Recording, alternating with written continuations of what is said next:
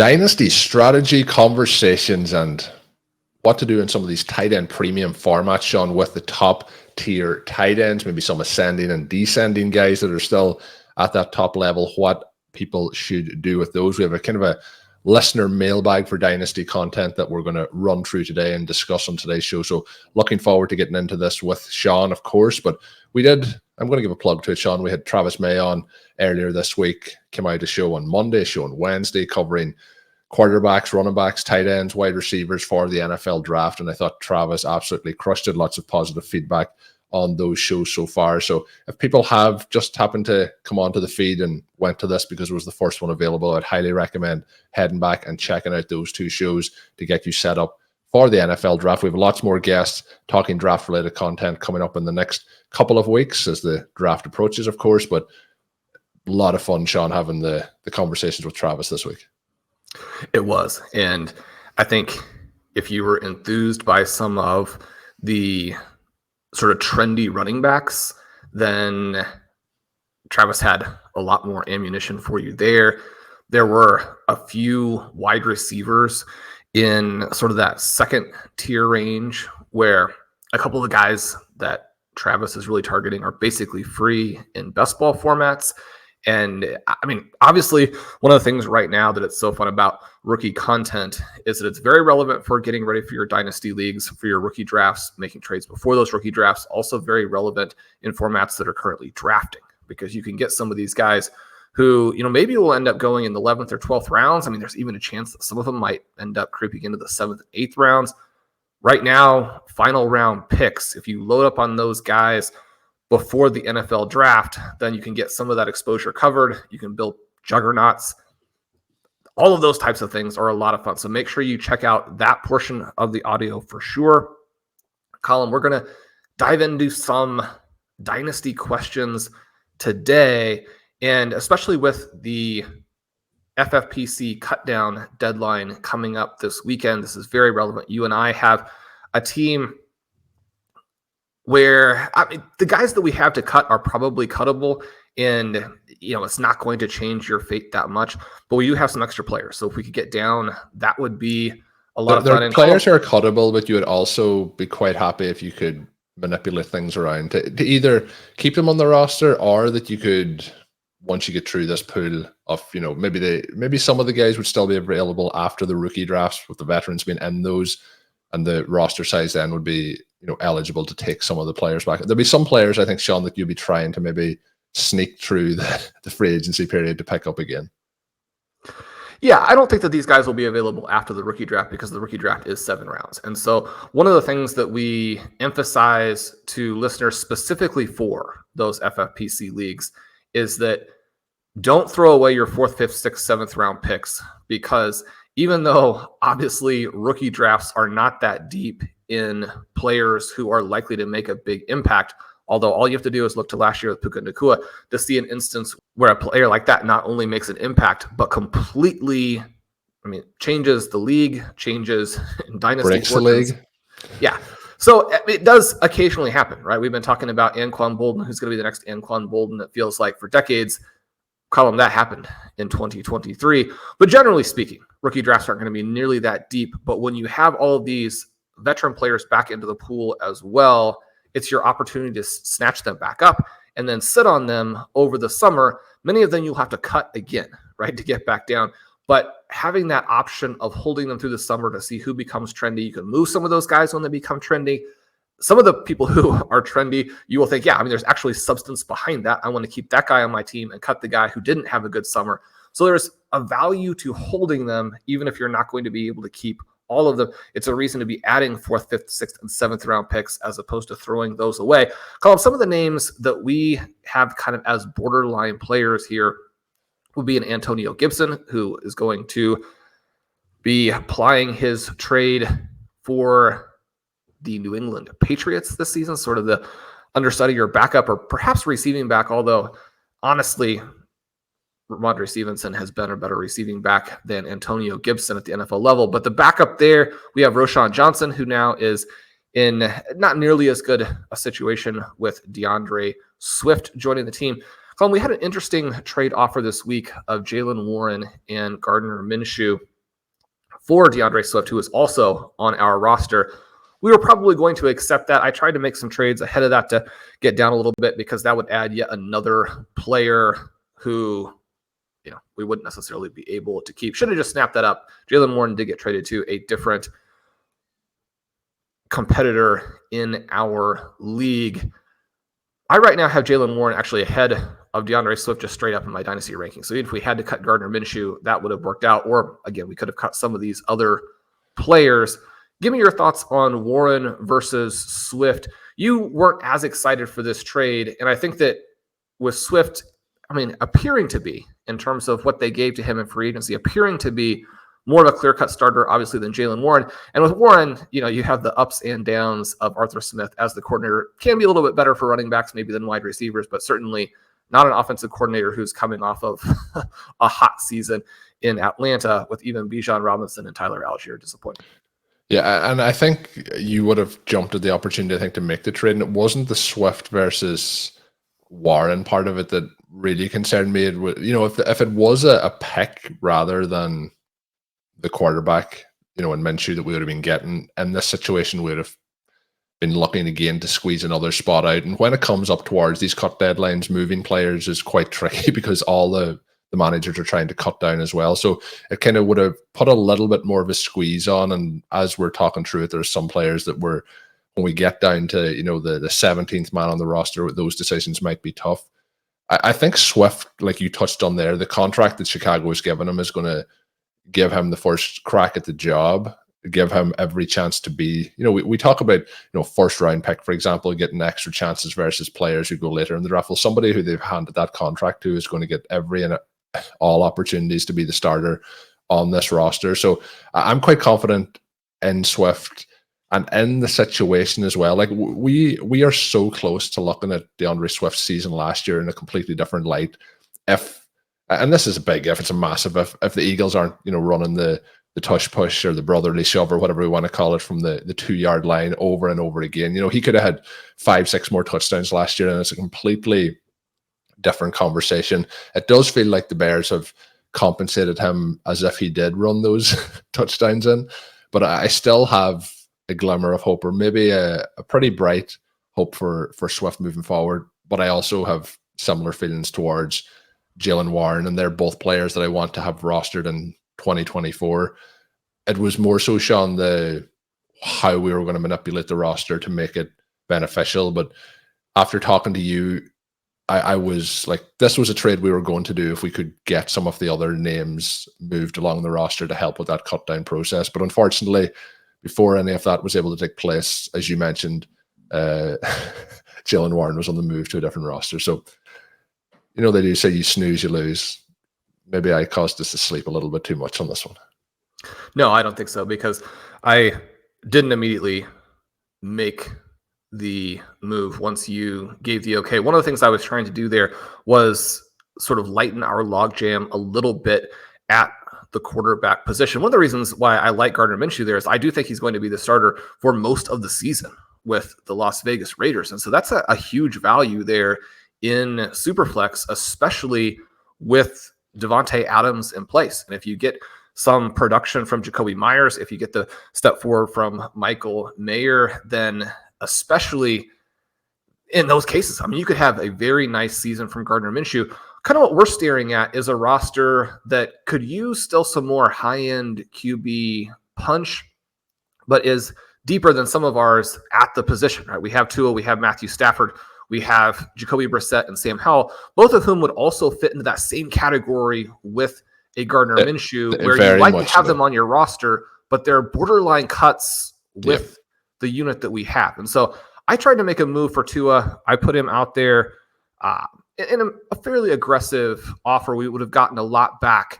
But Colm, if we had made that move, we would be then sitting with Stafford, who obviously is an older quarterback and doesn't add any rushing value. So you have to have a big season from both Nakua and Cooper Kupp for him to really be a fantasy, not even difference maker, but somebody that you actually want to run out there and start every week. Then we would have those other three sort of backup-ish QBs. Would you have felt comfortable with our roster with one starter and then three, very contingency-based types of plays? I would, if we, again, if we can make the rest of the roster work with the cut down spots. I think that if you have those three guys on your roster, Howell, Brissett, and Minshew, as you mentioned, throughout the course of the season, I think you get enough starts out of those to be a second option to Matthew Stafford in this particular format, which will allow you to start a quarterback in the super flex position if needed. But it also sets up that when you have somebody who you are pretty confident is the guaranteed starter who's going to put up fantasy points into Matthew Stafford, even though he is an older quarterback, as you mentioned, it is tight end premium. And we have Sam LaPorta and Evan Ingram as our kind of two starting tight ends who will start the majority of the games, and they did that last season for us. And then Pat Freiermuth, who you're still looking at the upside there from a still relatively young tight end who's showing some stuff in the league. So I think that you could have done that with that combination of quarterbacks with how you'd be trying to fill out the rest of the roster on a weekly, start set basis. I would have been happy with that. And I think when you're looking at some of those names, they are the three at the top of the list in terms of who could play this season and who also has upside along with it. You're looking then maybe in Minnesota to Sam Darnold. I just don't feel the same upside is factored into that sort of a contingency play. But other people might feel that they would rather have him versus Howell or Brissett. But I think the two of those, along with Minshew, are interesting because you can acquire them at prices that, especially now in a league like this where a cut down period is coming up, you could potentially acquire those guys if you have the roster space pretty I'll say efficiently rather than cheaply. And one of the things that we are running into in this league is that we don't have as many rookie picks as I do in most of the leagues. Colm, in a few of the leagues here, I have like 15 picks in the first 3 rounds. And we have 2 in the first 3 in this draft. We have 2, right. The 107 and the 307. We do have 3 fourth-round picks. A little bit of this is the result of having taken this team over as an orphan last year. And so when we talk about the Dynasty Reanimators portion of the series, it can take some time to kind of get that ball rolling, to turn it into that perpetual money machine from a picks perspective. The other thing that we did last season was we did make a trade with some second-round picks for Kenneth Walker. Yeah. And there have been good and bad elements to that because some of the guys that we would have targeted with those second-round picks did actually go on to be very good players. And by doing that, you also are moving some picks that if you had moved back in the draft, if you move out, then you end up with more picks at this point.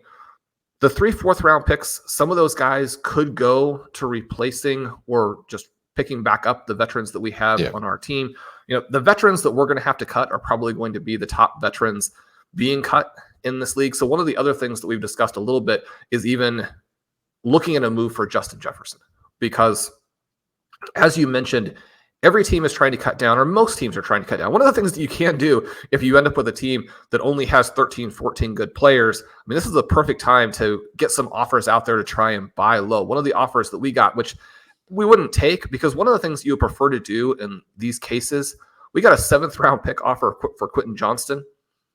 That's not even in the vicinity of anything that we would accept, partly because it wouldn't really make sense to help out another manager at the detriment of the other 10 players in the league, and then also including yourself. But the other element is just that you would want to put them back into the pool, right? Make somebody pay a little bit more, and if nothing else, you have a shot to pick that person back up. But a player like a Justin Jefferson, even at a time where other managers are trying to cut down, he is so good, so interesting, has so much long-term value there, you could potentially move him. So one of the things that I recommend to people, and we've talked about this on a recent Dynasty show, but if you're having some issues there, try and move your stars. Now, you have to move them for things that are meaningful. You can't say, we're coming up to a cut down, so I'm going to sell low on a Justin Jefferson. You can sell low-ish, a little bit low on some of the other guys. Now, not as low as we just talked about with QJ, but you can sell low. You can't sell low on a Justin Jefferson, though.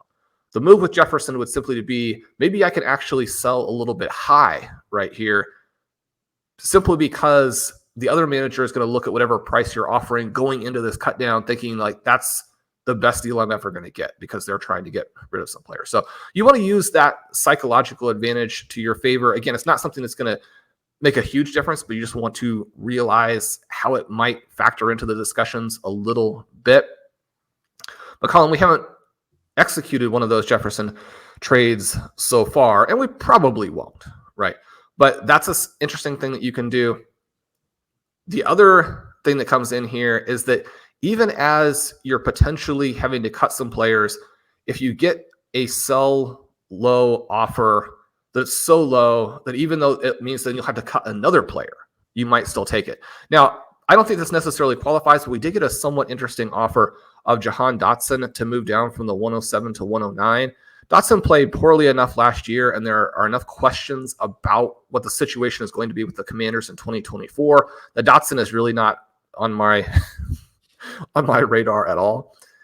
But you would at least think about that, right? If you're going to be able to keep a young wide receiver who is a recent first-round pick, as opposed to, say, a Roschon Johnson or an Antonio Gibson, running backs who could very quickly go to basically zero, then you would look at that. And one of the things that we know from the RotoViz Rookie Guide, the article I put out about where the players are going to be drafted in the first round, some of the things that we talked with Travis about, that 107 in most drafts, unless we get a sort of a wild card with the NFL draft, is going to be Rome Odunze.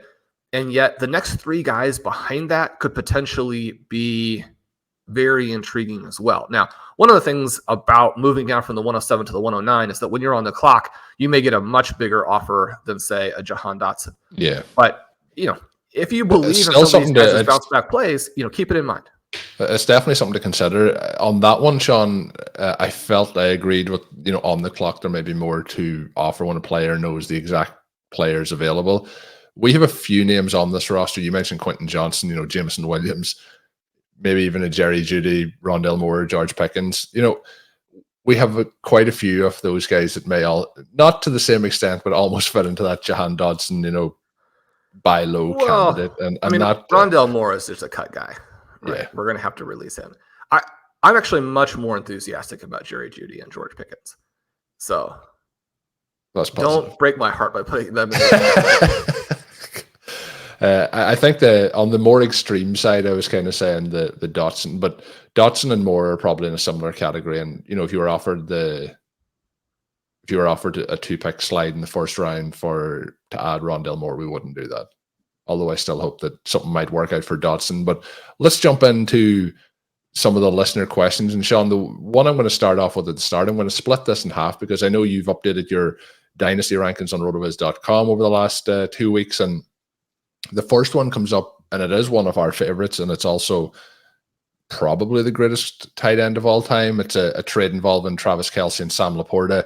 This question coming in from Ian, and I've split it into two parts to do this part to mix it in with Shawn's rankings, but traded away Travis Kelce and the 107 to get Sam LaPorta and the 401. So, a 3.5 round pick swap and then player for player. He said he didn't really want to give up the 107, but the prospect of Kelce retiring, potentially after the upcoming season, so not now, but the upcoming season, had him wanting to lock down that elite tight end for the future. How does that pair with your updated rankings? This question did come in a couple of weeks back, just post the Super Bowl, but obviously we have high hopes on Sam LaPorta. He's your tight end one. How do you feel about the pick swap involved as well with the Kelce and the 107 side? Yeah, this one is difficult because I do think that we still are in an environment where some managers are perhaps undervaluing tight ends, and yet it's very much a foundation of what we want to do in any type of dynasty format that is tight end premium, right? So that's the reason that you and I have LaPorta, Evan Ingram, Pat Freiermuth. Unfortunately, Freiermuth with a bad season last year, and with where they're kind of going on offense, his value falling quite a bit. Does he get the Kyle Pitts or the Jonnu Smith role? That's the big question, Shawn. That is the big question. But when you look at this, so one of the reasons that LaPorta was the player we were begging everybody to draft last year, one of the reasons McBride was the player we were begging everybody to draft previously, is that these guys do matter. And so you look at my rankings there, LaPorta is actually my overall 112, and that's in Superflex, right? So for the top 5 players are quarterbacks, but then it thins out a little bit. You've got guys like Lamb and Jefferson Chase, Amon Ra. Then you've got the big-time running backs up there with Breece Hall and Bijan Robinson. After you get to that point, I think LaPorta is the next guy because he gives us this potential to have a probably not Travis Kelce, but a Travis Kelce light type of player for a decade. And in tight end premium, that completely changes everything for you. So in so many of these formats where people are hell-bent on getting a bunch of quarterbacks, even quarterbacks who actually don't move the needle in Superflex scoring. Now you have to, again, look at your individual league, make sure you understand what the QB scoring is like in that league. And if it's essentially more of a default 2 QB league, or if it's a true Superflex where some of the other positions can actually start in there occasionally. But to have both LaPorta and McBride, which most of my other teams do, I know a lot of your teams do, that gives you such a competitive advantage now, really for the next, 7 to 15 years, that we want to be sure that we're in that position. So I really like that trade from that perspective. One of the elements here, I have Travis Kelce down into round 7 for some of the reasons that you and I have talked about recently. On the other hand, he is a guy that you and I also described as a potential, take him to zero type of player. Some other names that we mentioned there were like a Christian McCaffrey or a Tyreek Hill, where you're just probably not going to get fair value in a trade, but you want to build your overall depth to such a point where the very, very top guys you can take to zero, as opposed to kind of moving them and reloading when they're at that 26, 27 range. And certainly once you've missed that big point to get the value back. Now, having said that, Sam LaPorta would be up there in that kind of 3 first-round picks range. And obviously when you pay the 107 and Travis Kelce, once he's down into a tier that's much, much lower, this looks pretty good. Now, the 107 we just mentioned probably will be a Dunze. I have him in the middle of round 4. And so, well, in some ways, I think that you probably could have still gotten a better price because the top 6 to 7 players are so highly thought of in this draft. And just to get a little feel for that, I have both of the receivers and the tight end that are going to be in the top 6 in most drafts again. If JJ McCarthy actually moves into the top 4 or 5, then maybe this goes to 7, maybe it goes to 8, just depending, again, how things fall out. But Harrison, Bowers, Neighbors, all those guys for me are in round 2, right? So one of the things that you see, one of the cool things that Curtis kind of put together for you in this year's rookie guide is to be able to look at the players in our mocks and rankings and see which players are already worth multiple future ones, which players you would go ahead and pick, and then which players you might trade out of. That top group, very, very valuable in terms of those players. One of the things that I will be probably adjusting the rankings a little bit for over the coming days, having had a chance to really work through and think about what we're looking at from a Jaden Daniels, what we're looking at from an Anthony Richardson. Those guys are probably going to swap places for me. The upside for Jaden Daniels now so extraordinarily high. The upside for Anthony Richardson probably overstated because what we saw was a couple of rushing touchdowns early. If you get the full season there, you see what the full rushing numbers turn out to be. You see a full season where he passes relatively ineffectively, then I don't think where he's currently being valued, and I certainly don't think where I've currently ranked him is actually accurate. So we'll have a flip there.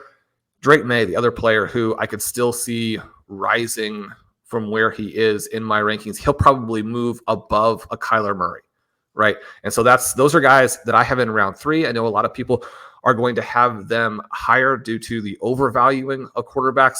But those, I think, are some interesting things to think about when we're looking at this trade of LaPorta for Kelce and the 107.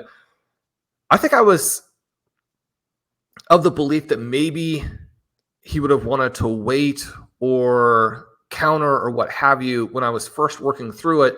But as I look at my board, as I look at my rankings, as I think about some of the trade offers that we get for Sam LaPorta, I think this is a great move. And hopefully the Lions are going to really settle in as this offensive juggernaut. It's a little bit of a tricky situation because Jared Goff, even though he gets them, within a few plays of the Super Bowl and has been to a previous Super Bowl, he might still be a little bit limited. You might get a QB change kind of in the middle of LaPorta's career. He's going to be competing with guys like Gibbs and Amon Ra St. Brown. If Jameson Williams breaks out, then you have another guy in there. There are going to be some down weeks from LaPorta. I don't think that he is in a position to gain quite as much total volume as Trey McBride. I think if you have Trey McBride number one on your tight end board right now and even gapped from the rest of the players, I mean, that's aggressive, and I mean, you're probably going to be wrong, but I don't know that you're guaranteed to be wrong, right? Because Trey McBride does have a path to being the guy who gets everything for the Cardinals. I don't think that LaPorta has that with the Lions. And again, the Cardinals could add one of these dominant wide receivers. Even if that's the case, the Cardinals, I mean, unless you're a huge Michael Wilson fan, they have nothing else beyond the rookie that they haven't yet drafted, right? I'm sure, Shawn, there's bound to be one or two of those out there. Huge Michael Wilson fans of this. To trade some Michael Wilson yesterday and was rebuffed. There wasn't as much enthusiasm as I was hoping.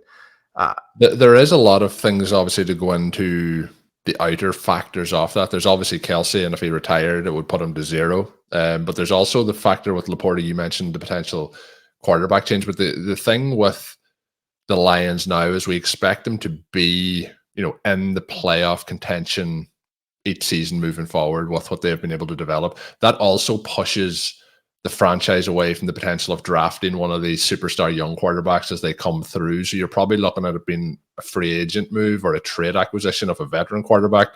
But when you were talking, Shawn, something that kind of came into my head was, who knows what Kirk Cousins is doing in a couple of seasons' time after he finishes up with Atlanta on that contract. I think he's going to be beyond the point they would want to acquire him. But, you have Dak Prescott possibly coming up towards free agency. There's different options.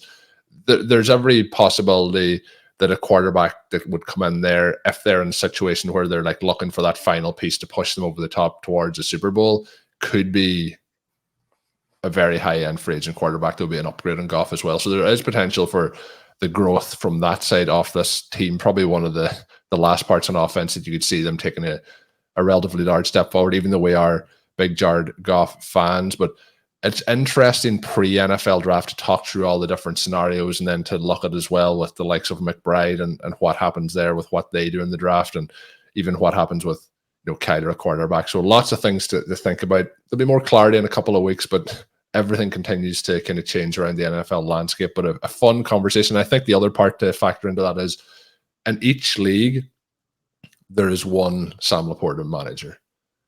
If depending on how, if they're not going to take, let's say you have the 107 and the 108, if they're not going to take that 108 and you have to give the 107, if you want Sam LaPorta, sometimes you just have to be that aggressive to go and get it done. So credit to Ian for pushing out the boat to get it done. But you mentioned the Lions and I mentioned the Lions, and this is the next part of Ian's question, which I think is quite fun and an interesting topic. He is a diehard Lions fan. He admits this in the question that he sent in. His current picks for 2024 are the 103, the 104, the 203, the 206, and the 401. So lots of options. Did obviously trade that 107 away. But he now has Sam LaPorta, Amon Ra St Brown, Jahmyr Gibbs, David Montgomery on that roster. He says, is that way too many Lions? I'm a lifelong diehard Lions fan. So part of him loves having all their best players, but also recognizes that starting 3 to 4 players from the same team might cap his upside. Should he try and diversify, or should he bask in the glory of having so many elite players from his favorite team? So there's a couple of things there. We talk about stacking and best ball and obviously an option to do that in Dynasty and redraft and so on as well.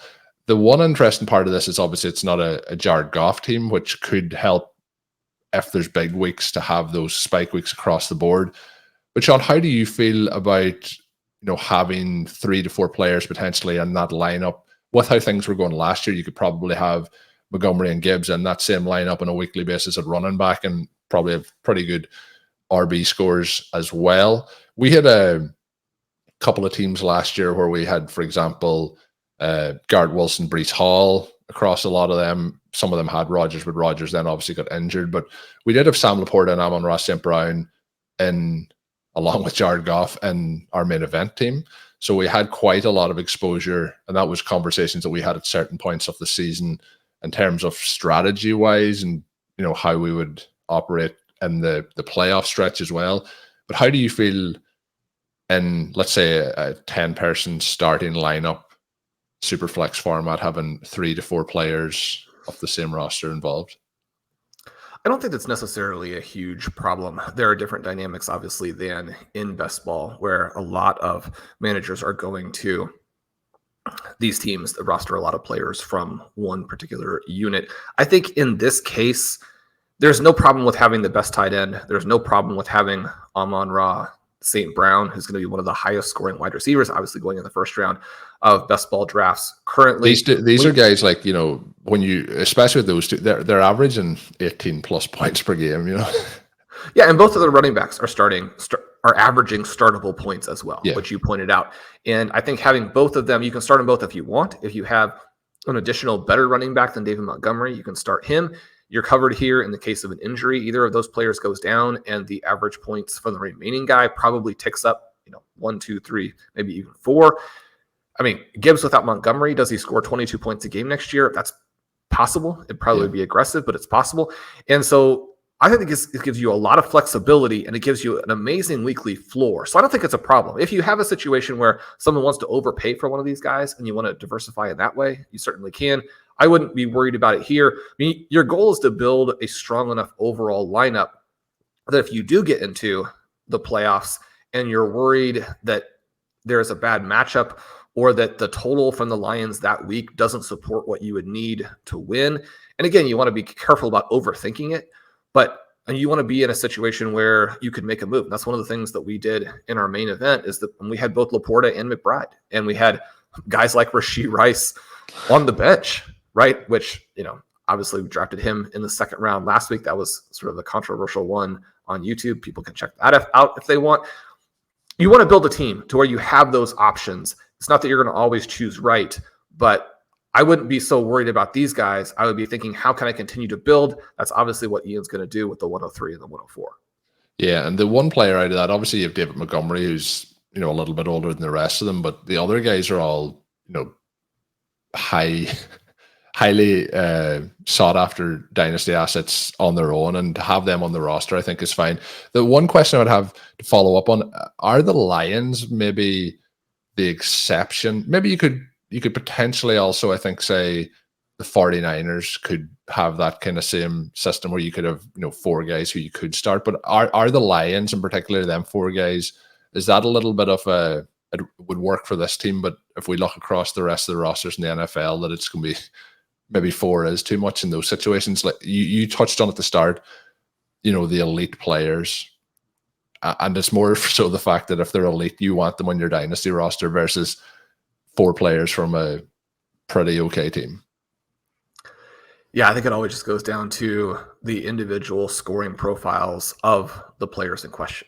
And so one of the things that we have watched through the years is that sometimes the 49ers guys are undervalued because of volume. They're all trying to get a piece of the pie. Yeah. And when they're undervalued as a result, you buy. When they jump up to some of the prices that they have this offseason, then perhaps you sell. I think with really good players, it's pretty straightforward to buy low and to sell high. And we want to focus on the talent when we're doing that buying and selling. We want to focus on just what the likely scoring profiles are going to be when we worry about our starting lineup, as opposed to worrying about getting too many guys from a particular team. If the players themselves and their projections support being in a starting lineup, keep acquiring them, keep starting them. So thanks to Ian for sending in that question. Hopefully it was beneficial as we talked through it. Really, some fun topics. I don't think I would ever come up with the question, Shawn, should you have 3 to 4 players on your favorite team, which is a fun one to talk through. But thanks to Ian for sending that one in. The next question comes in from Adam.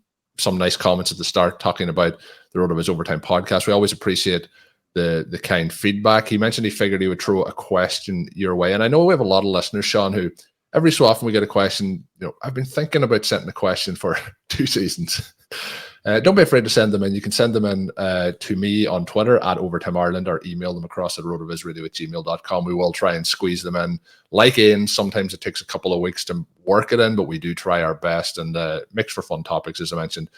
He thought that this could be beneficial to other people potentially as a strategy session. He mentioned he loves how myself and Shawn talked through the perpetual reload concept, but he said he's a bit stuck with the team that's probably a little overripe, he calls it, and has some juice left on the vine. He said he took over an orphan a couple of years ago, 12-team Superflex tight end premium league that only had Brady at quarterback, and that was the year that he, well, the good news is it was the year that he retired and then unretired, so that was a benefit. At least he unretired. He said he was lucky enough to turn Brady and a second-round pick into Goff and a third, as well as add Geno in free agency. He said he won that league in his first year. Last year he came third, but was wondering, where does he go from here? Feels like there is another run left, but worry about taking too many assets to zero. So this fits in with what Shawn was mentioning a little bit earlier about players like maybe a Hill or a Kelce. It's Jared Goff, Geno Smith, Jacoby Brissett, Aaron Jones, Austin Eckler, Antonio Gibson, Puka, Adams, Keenan Allen, Christian Watson, Terry McLaurin, then McBride, Kelce, and Ferguson. 2024, pretty good picks across the board, and then all of the 2025 picks available. Somebody, Shawn, we never really talk about is Ferguson, and I thought he came on really strong towards the end of the season last season. Just for people listening in, where is he slotting in your rankings at the moment? Well, he comes in quite a bit further down there in round 12, which probably understates his 2024 production. I do think that there is an element of that where this is fueled mostly by the way the offense has been run, by the quarterback, by CeeDee Lamb. We know that they took a tight end early in the previous draft. I don't know that that is necessarily going to end up being a factor because Ferguson did play well, as you mentioned. But I like the guys who are more clearly talented and are going to be more resilient to situations that might cause problems for their moat. Now, having said that, if Jake Ferguson overperformed again in 2024, I don't think that would surprise any of us. When we kind of work through this question, Colm, one of the things I think that you could potentially do, and it would be in some ways counterintuitive to a lot of managers, but when I look at this team, I feel like it's kind of already past the point of no return. And that is where we're trying to avoid. And yet, because it's a very interesting team yet, I think that you can do some things with this that maybe you wouldn't ever do otherwise. And so I'm going to throw some ideas out. We'll let you give your feedback. This one, I'd love to hear what the listeners think. But in this case, you have a guy like Eckler who has lost all of his value. You have a guy like Aaron Jones who's probably lost most of his value, even though, if the Minnesota Vikings are able to add a viable QB, then I think for 2024, he becomes a pretty interesting player. You have a player like Adams who's lost most of his trade value, like Keenan Allen who's lost most of his trade value.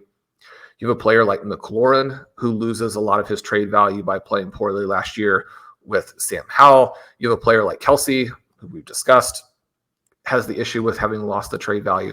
But I do think there's another run in these guys. Now, if you try and move them, you are likely to get pieces back that don't score as well in 2024 and probably don't move the needle in 2025. So we would look at potentially keeping those guys and letting them run to zero. The hard part, I think, about the perpetual reloading is that a lot of people want to reload by moving the players who are closing in on being done, by moving the veterans. And if you get good offers for those guys, you can. If you move them like right before they collapse, like Devontae Adams, I think is a player where if you had moved him last offseason, then you probably still get a lot back. Because even with the changes they were undergoing and the concerns potentially with Jimmy Garoppolo, he was somebody that we had moved down in our redraft and best ball rankings as a result. I think you could have still moved him last season, even though obviously he was old by the standards of almost anybody else. Same thing potentially true with the Travis Kelce. Maybe you still get an offer that works. You would never ignore any offers that actually do work, right? But on this team, I think that the thing that you might be looking to do would be, maybe you move a Jared Goff. If you get a viable offer and you get a low-end starting QB back. If you could move Goff for like a Mayfield and a Carr, but either of those guys plus something else that helped you, maybe you would do that. I think that here the guys you actually look at moving are potentially Puka, which would be hard. Christian Watson, which probably easier. You're not going to get as much there. But then also a Ferguson. Potentially you would move a McLaurin if people are pretty excited about the bounce back. You move the guys who could actually really do something for you. The package that you get in return is significant. And what you can do is you want a mixed package here, where you move these young guys for a veteran that helps you win in 2024, plus something that maybe is long-term enough that people are willing to give it up. So if you move your young players for veterans and 2025 pieces, that's the kind of mix that managers are willing to probably give you more than they would otherwise give, especially for someone, like a Puka, like a Watson, like a Ferguson, maybe like a Goff. You ask for pieces that are currently either undervalued or not trendy in the way that most people want to build their dynasty teams. And that allows you to simultaneously do two things. It allows you to bring in veterans that would help you win with the guys that you have now that you can't really sell and get anything back for. And it sort of supercharges your eventual reload when you have these guys go to zero. And then 2025, 2026, you actually have the resources to do it fast. I mean, one of the problems that people will have is that they wait too long and then they move their veterans, but they move them for pieces that don't really reload you. They're just stuff. And then they hold on to their few young pieces for years and years, thinking that you can't move the young guys if you're trying to rebuild. You can move the young guys. The young guys are what bring you back a lot of pieces. And yeah, maybe you move Puka for 3 big pieces and you have to run the risk that some of those pieces will miss. And you're going to look back on it and you're like, why did I ever do this? Well, it's similar to the move that the Kansas City Chiefs made with Tyreek Hill, where if you miss on some of those pieces that you get back, you're thinking, we lost this in a huge way. But it also creates those paths to winning in a huge way, which is what the Chiefs did. They win back-to-back Super Bowls in part because they get those defensive pieces. Now, obviously, in fantasy, you're not trying to get defensive pieces, but you're trying to create additional pathways to winning. I think that's what I would do with this team. I would try to win in 2024, and I would be thinking 2025, 2026, how can I move my guys around so that the rebuild can happen very quickly at that point? Yeah, it's almost a case of trying to be all in on the older players this year and then try to quickly restock 1 year down the line. And Shawn, you mentioned something that we don't talk about. We talk about, when we're doing drafts, trading back, picking up picks for the next year's rookie draft. But, if you can get picks now for 2025, or even if you're legalized at 2026, those picks will never be worth less to the managers than they are now. But when it gets to you being on the clock or having the capacity to make trades at that point with 2025 picks when you're entering the 2025 draft, they do nothing but gain value over the time from when you can acquire them until you have to make those decisions. Would you agree with that? I think so. I mean, Ben and I traded Mike Evans for the 211 and a future second the other day. And I mean, Evans could be a top 10 wide receiver for 2 more years. And so you're talking about 2 second-round picks being a light return from that perspective. And yet the flip side of it is he's going to go to zero at some point. When it happens, it could happen very quickly. And that 2025 second-round pick, you think about the 211, that's probably outside the range for this season that people are going to be really excited about. Although, I would encourage people to not give those picks away, right? If the draft falls in a certain way, that 211, could potentially be very exciting. And again, Travis mentioned some names to us that, by this time a month from now, maybe you're really excited about that pick. The 211, the second round pick for next season, we're not in any way projecting that this opponent's team is going to fall apart. One of the reasons why he's going for Evans is because the team, looks like a championship caliber roster. And so, he's obviously thinking another veteran could put you over the top. Also thinking that second round pick next year could be the 211 again.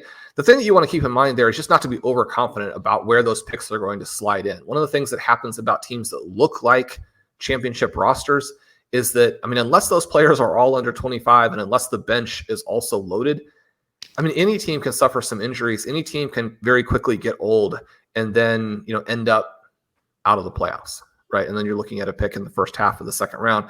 Some of those second round picks, the 201, 202, 203, are those going to be that different than the players in the 110, 111, 112? I mean, maybe. We're going to have tier breaks in there. And every slot you go down, lessens your chance of having one of the clear-cut stars come to you. But like right now, when you think about Sam LaPorta, you think about Trey McBride, where you were able to get those guys in a lot of drafts. And if you have the right tactical approach to your second round in super flex drafts, you should be able to get a huge amount of value from that. So I'd be looking at and we're always talking about getting, as many picks as you can, but it might be a case that, that second round pick that you pick up now for 2025, along with your second round pick in 2025, might be the difference in moving from where there is a tier split, moving into that tier to get the player you want as well, higher up in that second round. Right. And we talk about it's going to be easier to get some of these picks now than in the future. And a lot of people listening are probably going to be thinking, well, go try and trade for somebody's 2025 first round pick and see how much success you have. But it's going to be a little bit different when you move into the second round. So the startup that Bjorn and I did, and Bjorn's done some excellent dynasty work for the site. A lot of listeners will know him as having done the excellent waiver wire work for us the last couple of years. In that draft, right, we have the 202, the 203, the 205, the 206, the 210, the 211, the 301, 302, 303, 305, and 306. Now, you're going to have to give up some things to get those pieces. And again, do you need that many? Is that going to work out? I mean, not necessarily, but you can get the second and third round picks.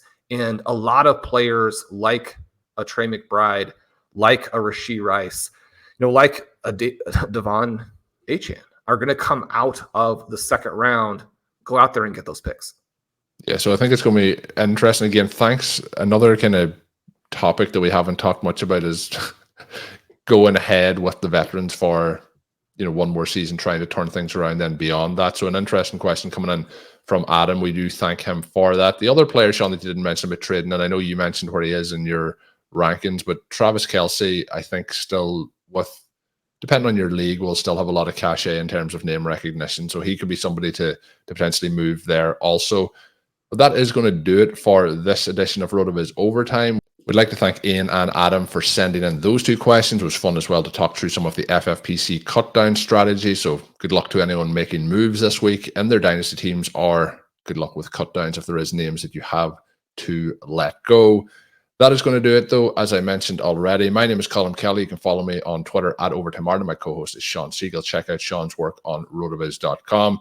If you want to sign up over at RotoViz and you haven't done so already, or maybe it is coming up to that time for subscription renewal, you can use the code RVRadio2024 at checkout to get yourself that 10% discount. Until we are back next time, have a good one.